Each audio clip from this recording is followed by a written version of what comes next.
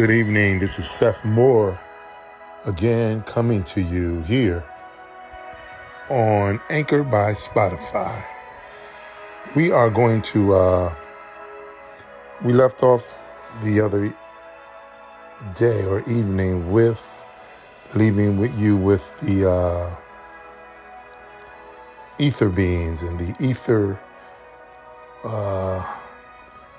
spiritual attuneness to your higher self in regards to your inferior being, inferical being, meaning that through you're here generating all of this divine energy. We're going to bring something else to you tonight, which we left off on the other day, and we gave to you the superhero model from Kemet. We talked about that. We talked about the Ramaldis. And I said I was going to come back to this and kind of finish it up for you. But like I said, it's probably going to be a series because there's so much information. And we talked about the albino. We talked about, what else did we talk about here? We talked about just going over some of just the origin of the white race. We gave you that, and we're gonna start where we left off. We talked about the popes, the black popes, and when we said we would come back, we're going to talk about the cave dwellers, and this is a biblical description of that. So give us a moment, and we're going to get into it and give you some more of this information. Stay with us.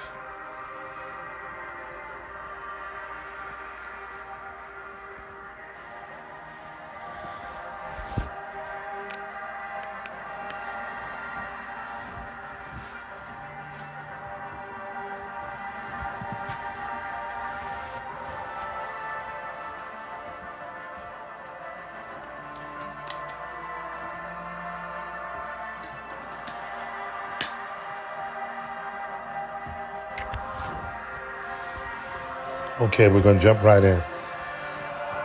Again, remember that we're using uncopyrighted music here on Anchor by Spotify with Seth Moore, and it is currently, we're kind of starting late, 9:31 p.m., and the weather is currently, I think we were it's actually 49 right now and cloudy. So let's dive in. And this is giving a description of, it's coming from a biblical reference. And oftentimes they'll have that within the study, which is not bad. So I'm not against that. So we'll give you this, okay? And this is it's Job 30:3. It says, for want and famine. Now remember, we left off talking about the description of leprosy and the leper. If you guys remember, we were talking about that, and they were making the difference between, what a leopard is, how leprosy is contracted, and we talked about how Moses, was commanded by the Creator to put his hand in his bosom, and when he took it out, it was leprous, and so forth. When we put it back in, it came back to its natural pigment, which means that he was black, because we talked about how can you, of course, be a white Israelite and following that model And then you were commanded by the Creator to put your hands in your bosom, and your hand came out white if you were already white. So all of that was dispelled, okay? So it says, again, for the want of famine, they were solitary, fleeing into the wilderness, in former time desolate and waste. Now pay attention to this for all you Bible scholars and for you who are teaching and extrapolating, studies and teachings to your pupils, okay? Because you want to be able to teach people correctly, okay? And as I said before, you don't want to give people, and I'm not, and I've said this many times before, I'm not a Bible thumper per se. Now, what I believe, I think I've espoused that many times before, because my belief is this. I believe that the way the church is structured is all wrong. That's my personal belief. I was in it years ago. I got out of it through study and revelation, and so to speak, I felt like I've graduated. See, because if you're not growing, how many of you who have been in the church 20, 30, 40, all your life, how many of you can actually say that you're growing spiritually? I'm talking about spiritually. I'm not talking about religion. I'm talking about spiritually, okay? And then what I'm talking about, I'm not talking about, because people measure growth by, you can't measure spiritual growth by, you receiving something tangible. That's not spiritual growth. Okay, I want to make that clear to people, because people will attach growth to a lot of material and a lot of tangible and carnal things. That's not growth. That is not growth. And then people want to attach these things to spiritual growth, and they have not changed spiritually. They have not changed one iota spiritually. There's really no growth. I've seen people, I'm telling you, I've come home many times. I'm a Connecticut person, okay? And for those of you from back home who are listening, I'm an old head, okay? And a lot of you are much younger than I am.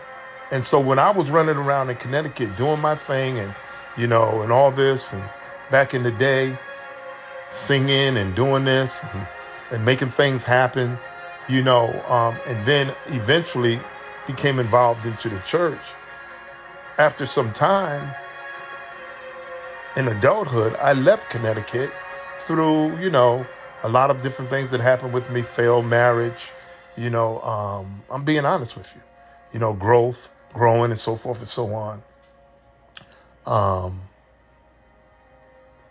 I've graduated. I grew spiritually, because I knew that I was in a stuck position.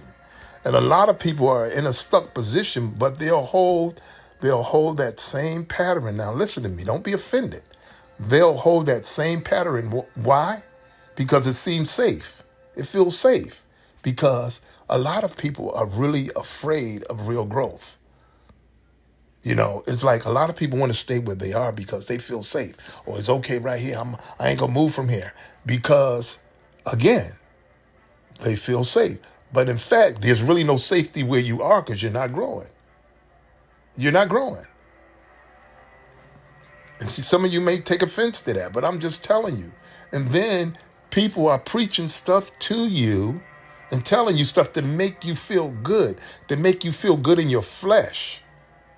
But there's really no spiritual growth. And if you're not growing where you are, I would not stay there. I would not stay there.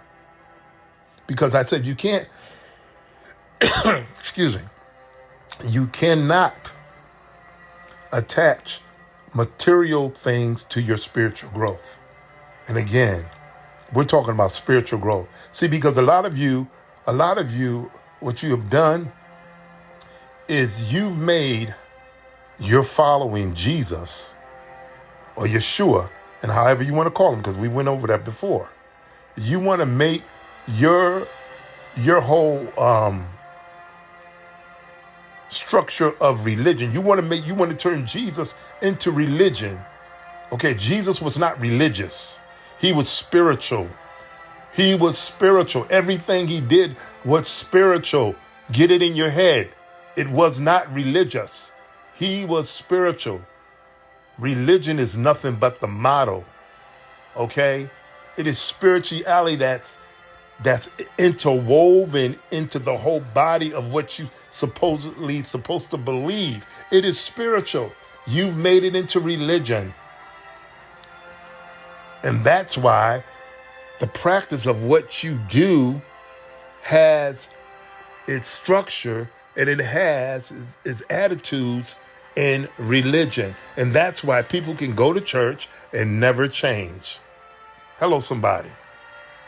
That's why they can go to church every Sunday and never change, because it's religious. But everything that Yeshua did, it was spiritual. Okay, so I'm gonna move on, because I'm very passionate about this. And you should not be held down by religion, because religion does not change you. And religion is not going to get you up out of here. It's spirituality that is. And so this is why I often talk about raising your vibration. Why you think Jesus was able to do what he did? Because he was on a higher vibrational frequency. Understand that, understand that, understand that. You believe he walked on water, don't you, right? You believe that he walked through walls. You believe that he appeared before the disciples when Thomas said, I won't believe him unless I put my hand in the nail scars in his side and where he was pierced at. Okay? You believe that. If you believe that, you'll believe what I'm saying to you, because all of that was spiritual. It was not religious. You follow me? Telling you. Wow. They were driven forth. Okay, let me go back, because I missed something. And I'll start again. For want and famine, this is Job 30:3. This is in your Bible. They were solitary, fleeing into the wilderness in former times, desolate and waste. Now, who am I talking about? Who am I talking about? I'm talking about cave dwellers. This is where we are. And this is a biblical description of that. Now, we go on at 30:4, same book, Job, who cut up mallows by the bushes and juniper roots for their meat. This is Job 30:4. And then 30:5 says, they were driven forth from among men. They cried after them as after a thief. 30:6. To dwell in the cliffs of valleys, in caves of the earth, and in the rocks. 30:7. Among the bushes they brayed, under the nettles they were gathered together. 30:8. They were children of fools, yea, children of base men. What's that mean? They were at the bottom. Okay, they were children of base men. They were fools. Children of base men. They were viler than the earth. Now here we are. We're in Obadiah 1:1. The vision of Obadiah. Thus saith Elohim, or the Lord God, or Yahweh, or Yeshua, or however you call him. Concerning Edom, we have heard a rumor from Elohim, or the Lord, and an ambassador is sent among the heathen. Arise ye, and let us rise up against her in battle. 1 and 2. Behold, I have made thee small among the heathen. Thou art greatly despised. The pride of thine heart has deceived thee. Thou that dwelleth in the cliffs of the rock, whose habitation is high, that saith in his heart, who shall bring me down to the ground? 1 and 4. We're in the same book, Obadiah. Though thou exalt thyself as the eagle, and though thou set thy nest among the stars, thence will I bring thee down, saith the Lord. Micah 2:1. Woe to them that devise iniquity and work evil upon their beds. Listen, y'all, all of y'all that are sleeping around with other people's wives and husbands, listen to this. It says, woe to them that devise iniquity and work evil upon their beds. When the morning is light, they practice it, because it is in the power of their hand. 2 and 2, same book. And they covet fields and take them by violence, in houses and take them away. So they oppress a man and his house, even a man and his heritage. Okay, we're going to move on. Now, these are the things that have been done to us. Okay, they covered fields. We've had a lot of land that was taken from us as African people. And they take them, right, by violence. They kill us, they burn us, and they take the houses, they take them away. So they oppress a man in his house, even the man in his heritage, our heritage. Now, here we are. What it means, rather, to be black. Okay, so here we go. And I want you to understand that my passion doesn't mean I'm against you. I'm against what's not right. That's the only thing I'm against. Okay? Because if you are practicing anything, if you're not practicing it out of the model of righteousness, why even do it? Why even do it? I mean, really, why even do it? Why fake? Why be a phony? Why be a pretendian? I mean, why do it? And you got a lot of people today who are pretendians. They're pretenders. They don't live a nickel worth of dog meat of what they talk about. You know, and then you think that the Creator is going to tell you, well done, good and faithful servant. And you out here, you sleeping around, you're not married to someone, you are not,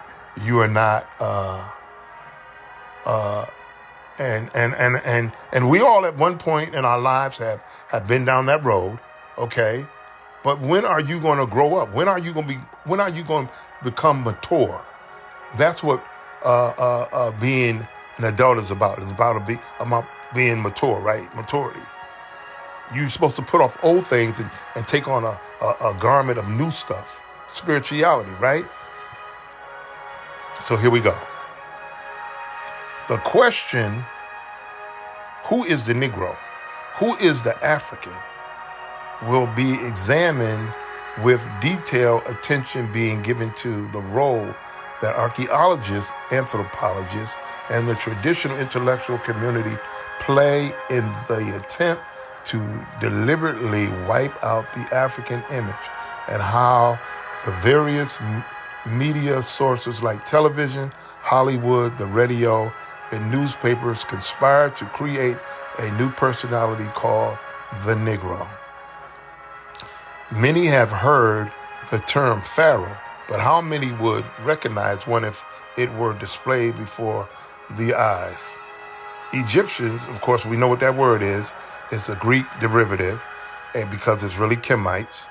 Egyptian pharaohs and Egyptian kings will be revealed in a way that Hollywood will never let you see them. In addition, what took place in the white mind that caused it to try and rearrange reality and history to suit the political, economic, and psychological needs of the time will also be analyzed. Okay, slavery was engineered utilizing two basic methods. One was the physical element and the other was the mental element. True. Think about this. We still got a lot of people walking around today. And I said this, I made a comment on a sister that said that black men and black women, which is so true, we need to get together and stop going at one another's throats. What is this all about? I mean, and it's so crazy because here we are. We're supposed to be trying to raise our consciousness as a people. And we're still dealing with the same mess in 2023. Now, of course, there are some of us who know how to work together in pockets and we get things done. But the majority of us are a mess. We're still dealing with jealousy, envy, competing with one another. You know, I can't see you be better than me. I can't see you raise above me. We're still dealing with that low vibrational stuff. And it's no wonder other ethnic groups can come in our communities and build stuff and have a thriving economy amongst us within our own neighborhoods where we live and make us buy from them. Why? Because we're not together.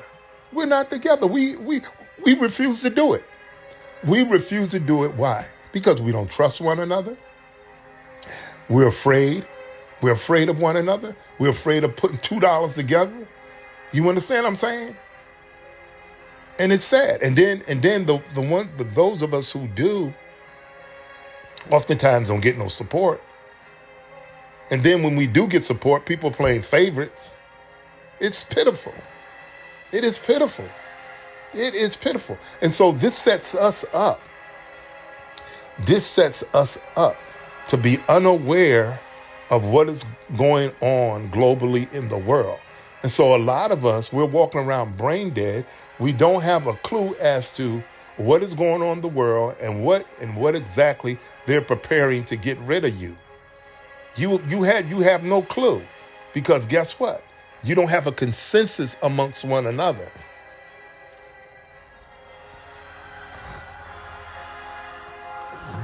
Hold 1 second, I'm getting some juice. Ridiculous.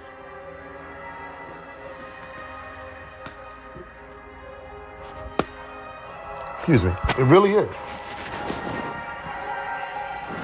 And it goes on to say, slavery was engineered utilizing two basic methods.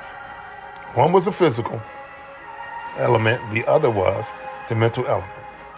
Of course, because some of us we still have that Willie Lynch mind, you know.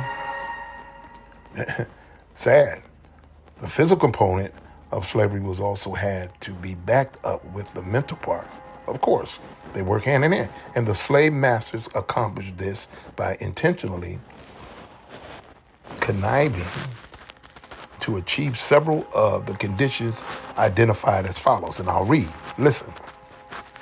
To eliminate the memory of the enslaved people.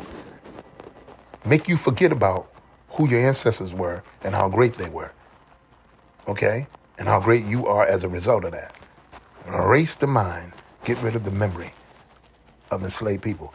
Otherwise, physical slavery would not be acceptable or survive. To wipe out the sense of group identity. Do you hear me? To wipe out the sense of group identity. Right. That's what they do. And that's where we are, a lot of us. Otherwise, unity would become possible and slavery would be that much harder to achieve. See what I'm saying? Unity would become possible rather. See, because they know if they divide us mentally, I mean, come on. Has this not been done? Otherwise, unity would be possible. And slavery would be much harder to achieve. So if we were unified, it would be much harder for them to do what they did. And even today, it would be much harder for them to come in our communities and shoot one of us down if we were unified. We ain't unified. So when somebody in the community gets shot, there go them fools again. There go them fools again. Look at them shooting up one another. That's what we do, right? Rather than galvanizing and coming together, creating a community consensus where we say, okay, we're gonna have patrols in this community, and any brothers that come in this community would go. And then the other thing is we're scared. You know, we could take control of our communities if we would come together and do that. Because the community that I live in, we don't have that. Why? Because the community is together. I know who lives on across the street from me. I know the house over here. I know the house over here. I know the house over here. I know what they do. I know they go out and work every day. I know these people go over here. They go out and work every day. People in my house go out and work it every day. You know, people up the street. So we don't have that. Okay, so here we go. So it says to wipe out the sense group identity, right? And we went through that. To destroy the ability of a people to observe and practice their cultural traditions. Man, you said that in a nutshell. To destroy the ability of a people to observe and to practice their cultural traditions. This is what I've been talking about all the time.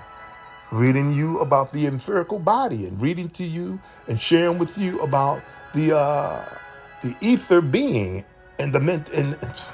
Oh, wow. I digress. Okay.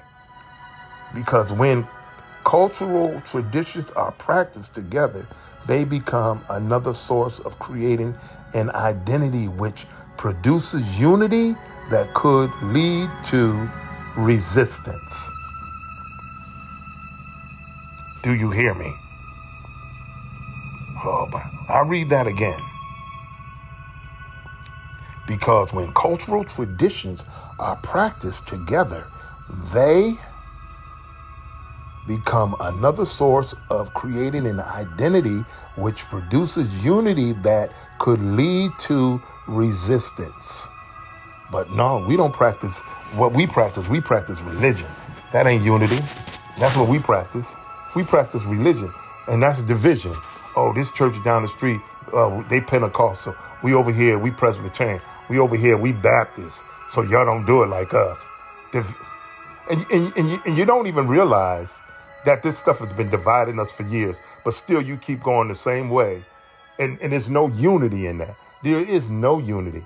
You may have unity. You may have a semblance of unity in your particular church. But what about the other church down there?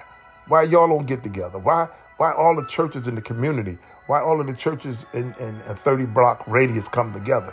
Because you're too busy competing with one another. You're too busy competing for members. You too busy competing for them dollars. So you can go buy you another Cadillac. You know? Come on, man. Really? Yeah, it's a mess. And all these folks think they're walking the narrow way. You on the broad way, my friend, and you don't even know it. Because the way to life, everybody ain't going. Okay? And so when I see billions of people going the same way, guess what? I'm taking a detour because I know that ain't the way to life. To dictate the socialization process and the direction of education by controlling the media, religion, and education so that what goes into the slave brain is determined by what the slave master demands. Wow, wow, wow. To manipulate the monetary, listen to this, to manipulate the monetary and fiscal resources, because with wealth, all these other deficiencies could be corrected. And number 6 is segregation. Oh my goodness. Oh my goodness. Oh my goodness, do you hear this? To manipulate the monetary and fiscal resource. And then we got people robbing our own people. We got preachers robbing our people in the community. So it's no wonder you can't build no economic Wall Streets or Black Wall Streets in our community, because you got the preachers taking the money out of the community, and then they go out there and live in the suburbs, and they leave you in the hood. They leave you in the hood, and then they put the money in the white bank, and then the white bank lends the money to developers in your community while you suffer, and then they redline in your community the money that they put in these white banks, and then as a result of that, they take the developers that they give your church money to, right? They build in your communities and then push you out. And so that goes to show you how smart we are. Show you how smart we are. We're just being played all the time. And why? It's because we're not unified.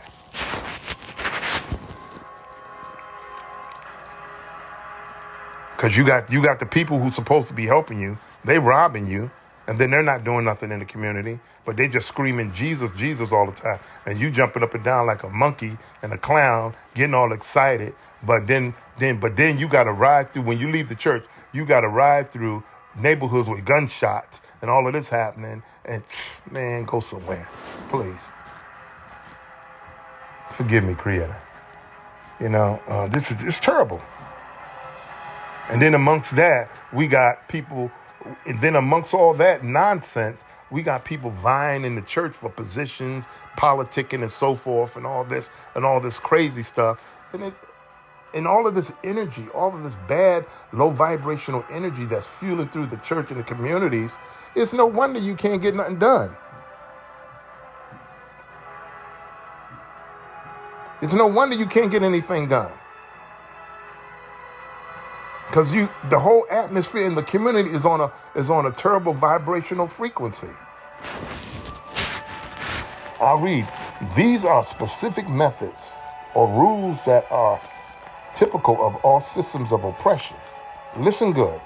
Note that the first three rules are basically psychological, because the issue of memory, identity, and cultural practices are linked to psychological procedures. Understand that, understand that, overstand that. Memory in this situation refers to group history, because if a group of people should lose their memory, they will become, oh my goodness. It's like you're going to have amnesia. That's what it's saying. They will become amnesiac and have difficulty accepting their culture. In other words, they will develop the same type of mental processing problems that a person with amnesia has. Oh my God. These controlling techniques used by the master over the slave contain psychological components, the result of which can be categorized as a set of psychodynamics of oppression. That is, one begins to observe perceptual distortion and starts to accept the denial of reality, where one clearly sees the facts but refuses to accept them. And how many of our people have cognitive dissonance? How many of our people have that, suffer from that? A lot of our people are walking around suffering from cognitive dissonance.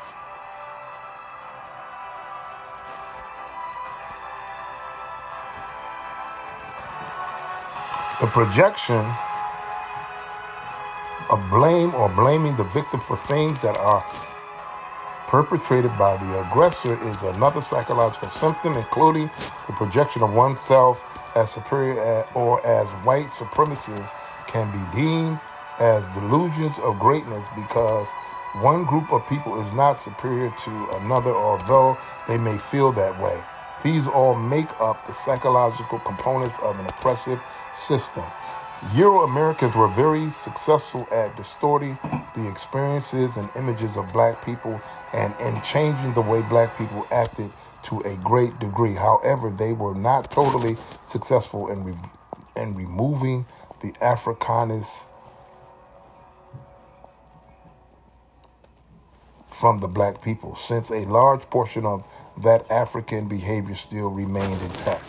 So they didn't totally dismantle, but for the most part, they did a great-ass job. Make no mistake about it. Yes, they did. Yes, they did. So, for example, many black people continue to act very African, as can be seen in the traditional churches, listen, where the songs and dance movements are performed. Listen to this. Without being able to identify what is truly African, since it is treated as merely black or colored. Therefore, some practices or customs were not totally eliminated, but were disrupted and so distorted that a comparison between what used to be African cultural behaviors and what are present day black cultural forms can no longer be easily recognized. Wow. Psychologists who study behavior modification admit that through a system of rewards and punishment, the learning that people and animals understand can be controlled. But they also admit that if a person is aware that through the behavior modification process where someone else is trying to control this behavior, then it does not work so well. In the case of black people, the majority were not aware of the calculated and deliberate methods used by slave owners to control these de-Africanization processes. Not only were they unaware, they actually played a major part in it and even assisted by identifying with the aggressor, where the person at the bottom began to connect with the one at the top level and started to copy those behaviors, imitating those who are involved in these activities was the right thing to do. And this is where we get, when they talk about house nigga, field nigga, and we still got them walking around today. So all skin folk ain't kinfolk. You already know that. Woo, man, oh man. Cause the behaviors of some of our people, act just like the oppressor. I'll give you an example. An example would be, you work on a job, and then you see somebody come in on that job who got hired that may live in your neighborhood, and then you start talking around on the job saying, well, how did they get hired? That's your brother or your sister. Why wouldn't you be glad for them? See, that's that slave mentality. You don't want to see your brother or sister come up. So the mentality that you have is that, you don't know what they were going through, but they were able to acquire that job. They went through the process and they were qualified enough to get the job. So why wouldn't you be happy for them?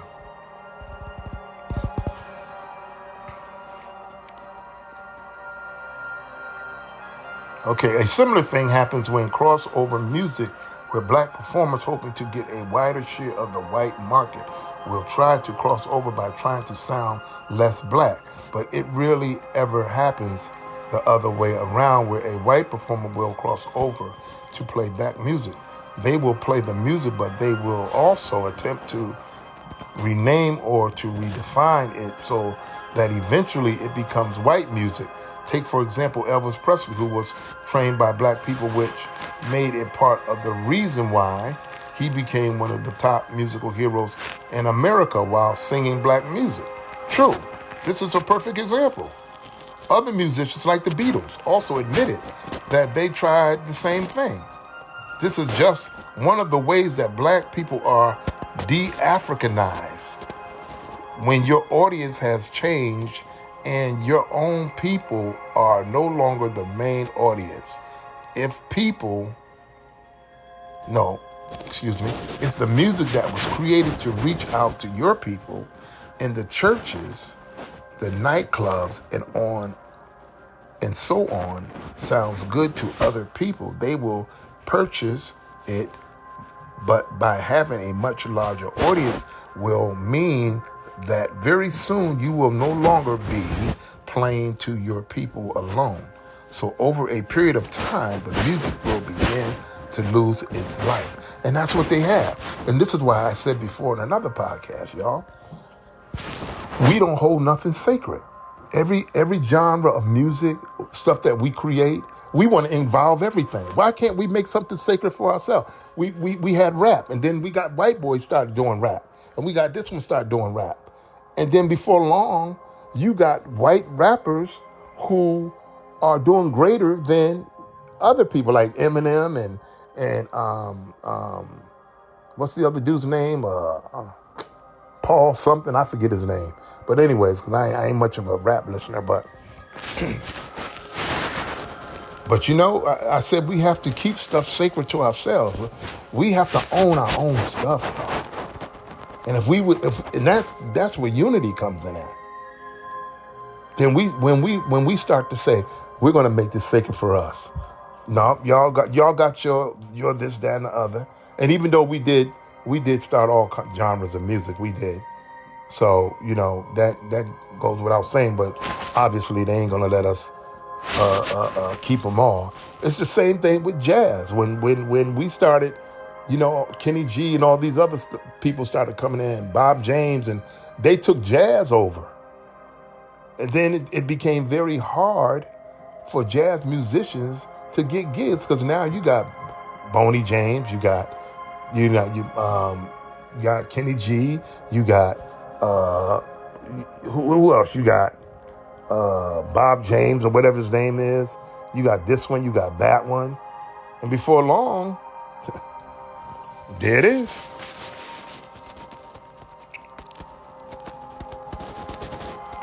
All right, so the same thing also happened in the technical field, where, for example, the African way of producing music is not by writing it down, neither is it produced separately with the saxophonist locked away practicing all day alone. It is normally a very important group experience because the audience is a very important part of the performance and must be present to spur the musicians on.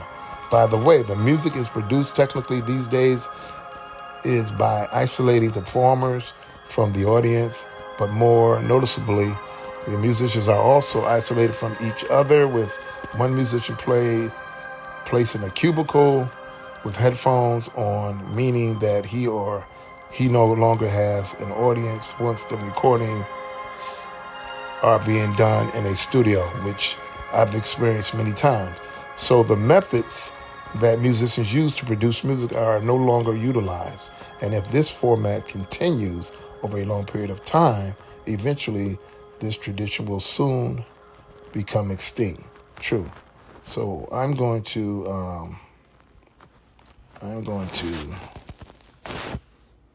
stop right there. We're going to come back.